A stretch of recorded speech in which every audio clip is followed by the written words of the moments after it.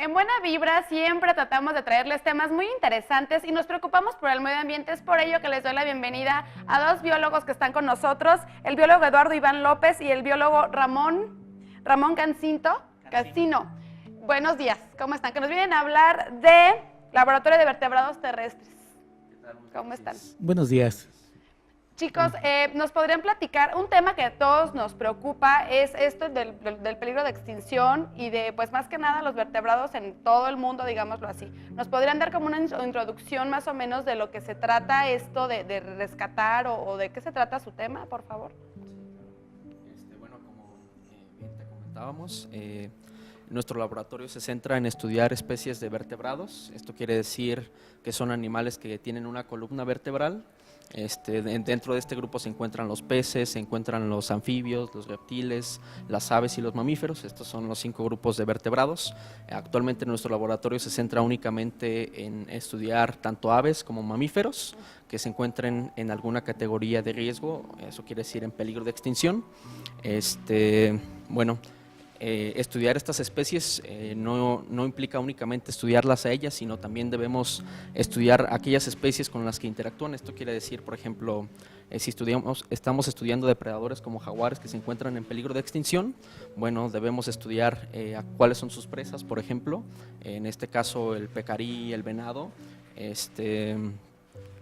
para ver cómo se encuentran sus poblaciones, ver si las poblaciones de sus presas son suficientes para mantener a los depredadores, también aquellos posibles competidores que les puedan quitar algún alimento, como los pumas, como otros grandes felinos, o incluso sus depredadores, ¿no? Si no estamos tratando con un depredador tan grande como el jaguar, con alguna especie de zorrillo, bueno, ver cuáles son aquellas especies potenciales que se lo pueden llegar a comer, ¿no? Entonces, no sé si puedo agregar algo más. Bueno, en relación a esto, en Michoacán tenemos aproximadamente 540, 550 especies de aves, de las 1100 aproximadamente que existen en el país. Entonces, Michoacán es uno de los estados más ricos en avifauna a nivel nacional.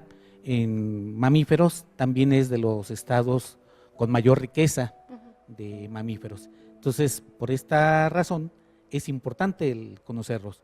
Otra situación es que Michoacán tiene aproximadamente 5 o 6 hábitats muy bien diferenciados: la costa, la depresión del Balsas, las sierras, ¿sí? Entonces, esto hace que sea muy rico y por lo mismo es importante, bueno, cuáles son las condiciones que permiten que estas especies estén en el estado. Esto se trata de una investigación de campo. Exactamente. Comentábamos en corte comercial que para graduarse los chicos tienen que estar bien preparados y para ello, cuéntanos tu experiencia. Bueno, yo mi tesis de licenciatura la hice en Uruapan. Ahí estuvimos, hay una estación biológica de la Facultad de Biología. Bueno, ahí estuve trabajando con trampas cámara. Son unas cámaras, como su nombre lo dice, que tienen sensores infrarrojos que detectan movimiento. Entonces al sitio que queremos estudiar, los amarramos en los árboles y bueno, las dejamos ahí bastante tiempo, y cada que pasa algo por ahí, el detector de movimiento lo capta y toma foto o video, ya dependiendo de lo que como nosotros lo configuremos. Entonces, bueno, ahí mi experiencia en Uruapan encontramos 15 especies de mamíferos. Sí, actualmente ya se sumaron otras 3 especies a la lista. Hemos seguido con el monitoreo dentro de las más importantes o de las que más importan, pues encontramos especies como el puma ahí en Uruapan, y eso que la estación biológica está a 5 kilómetros del centro de la ciudad de Uruapan. Encontramos puma, encontramos tigrillo, encontramos lince. Actualmente se acaba de sumar a la lista el jaguarundi. Con esto van 4 especies de felinos, lo cual es muy interesante en la zona porque, como te cuento, es una zona que está muy cercana a la ciudad. Entonces, la verdad es que esperaríamos mucha menos especies de mamíferos, y bueno, incluso salieron 4 felinos. también especies como coyote, como 3 especies de zorrillos. Entonces, bueno, Una biodiversidad de animales. Ahí exactamente. estamos viendo algo que ustedes hacen. Ajá. Precisamente esos videos que están ahorita, esos son tomados con cámaras trampa. Órale. Están amarrados a un árbol y bueno, ahí pasó el lince y Ay, la qué detectó el movimiento y bueno.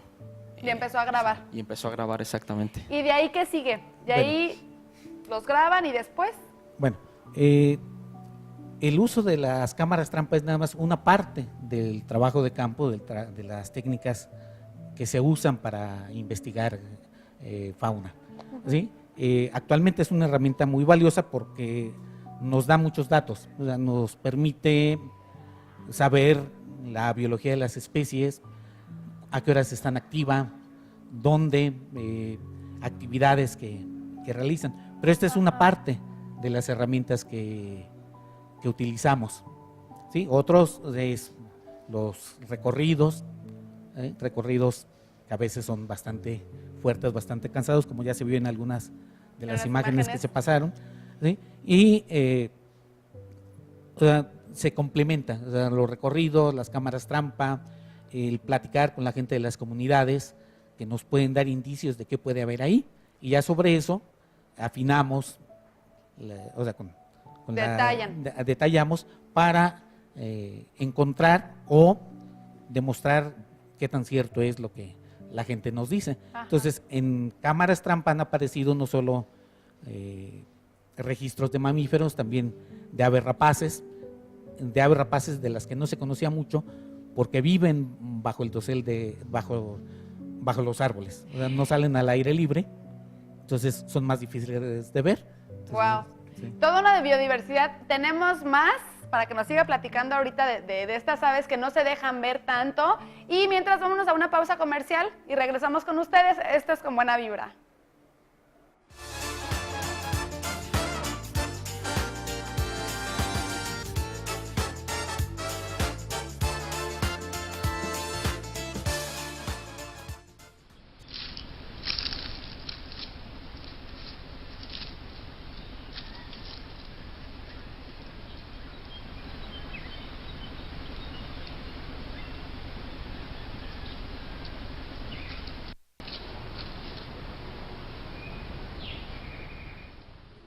Wow, a mí me tienen así. Está increíble, qué hermoso animal. ¿En dónde fue esto?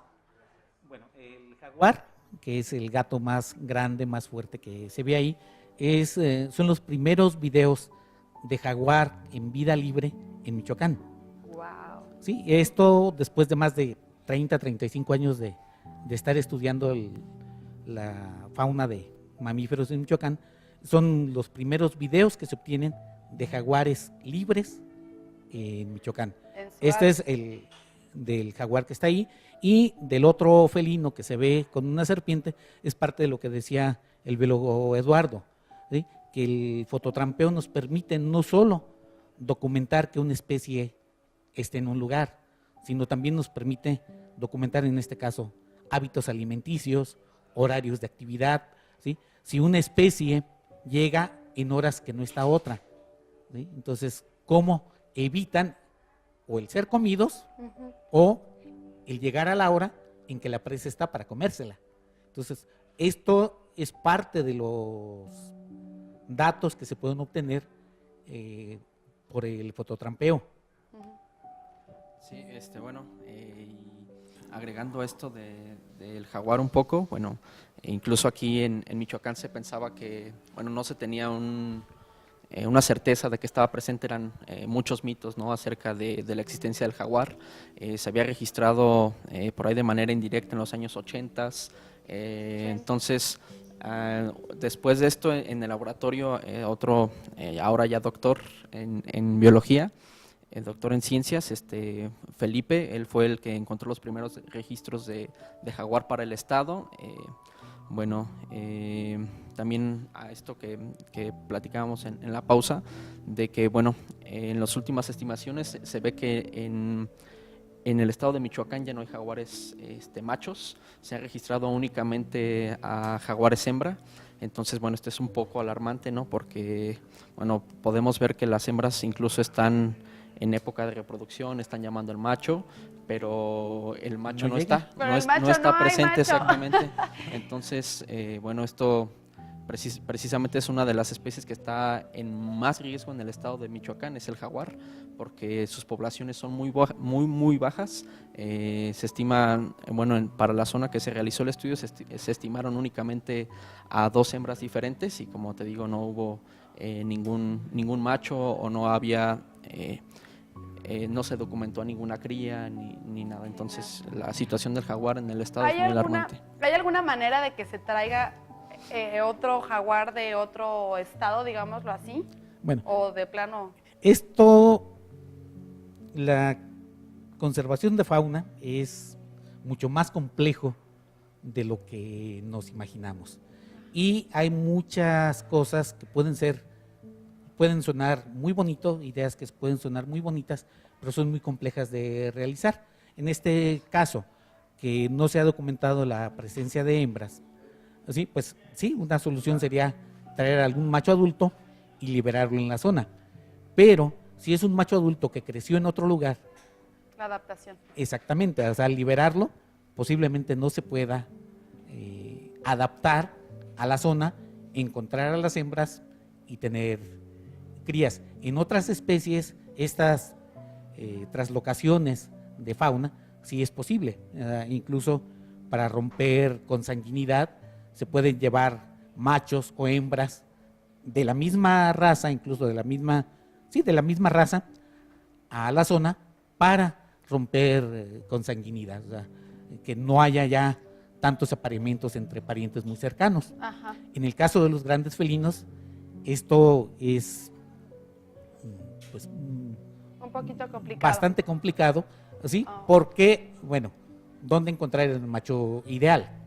¿Sí? Y lo otro, al liberarlo, se pudiera adaptar. O sea, en este caso, lo mejor para conservar es conservar los lugares, conservar las zonas, o sea, hacer la conservación en el lugar.